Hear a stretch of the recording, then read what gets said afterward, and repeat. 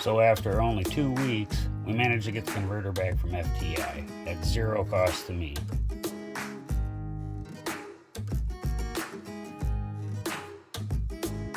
Which is amazing because it was installer error that got us to this point in the first place. But with the converter back, it was time for us to shoot on over to Jerry Built and go pick up the transmission so we could get her tossed back into the car.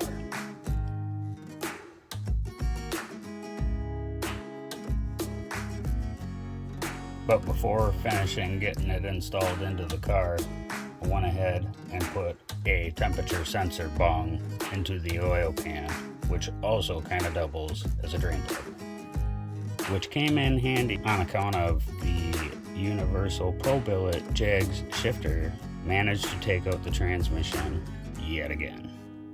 But more on that later. Work had me otherwise occupied when I came in to find I was doing a drum brake to disc brake conversion on this 1955 Chevy Bel-Air. I went ahead and started in the rear on account of the kit came with instructions for the front, but it didn't come with any literature for the rear. It didn't take long before I ran into my first, but really only hurdle in the job, when the rear rotor hat inside diameter was slightly smaller than the hub center on the axle shaft. The carbide bit made quick work of that. Now, about all I know about the kit that the customer got for this car is that he ordered it from Speedway. But with that being said, this kit is pretty complete and there's not a lot of hassle to it. It took about 2 hours to get the rear wrapped up, and then it was time to set our sights on the front.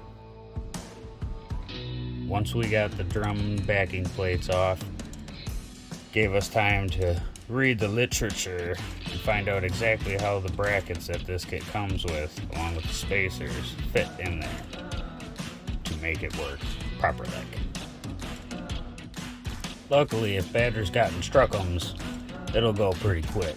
And it only took about another hour and a half to 2 hours, and we had the front ready, and then it was time to set our sights on getting rid of the manual brakes and making room for our new vacuum power assist brake booster, master cylinder, and all new NICOP brake lines front to rear.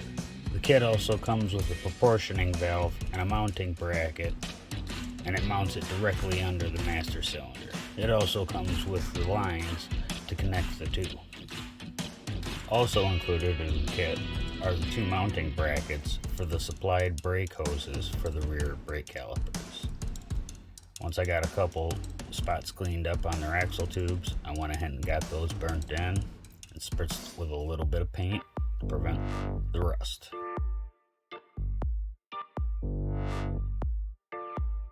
With the rear brake hoses mounted, I was able to move on to running the rest of the NICOP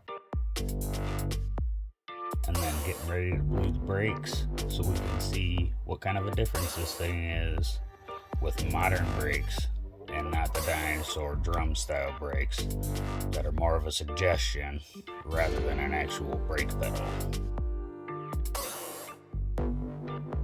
Now, I can tell you from personal experience, when pulling this thing into the shop, while standing with full body weight on that brake pedal and the car still moving forward, anything has got to be better than the factory brake system.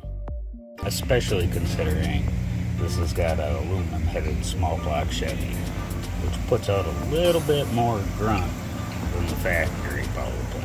We also had to update the wheel and tire package on account of the brake kit requires that you run a 15-inch or larger rim wheel, whatever you'd like to call it. The only thing left to do is to take this hot rod out on the road, make sure we done did a good job. With the exception of having to turn the steering wheel 2 full revolutions to get it to even start to turn, this thing drives like a modern day car. Stops great, has plenty of get up and go. It's definitely what a guy would consider a going to town rig.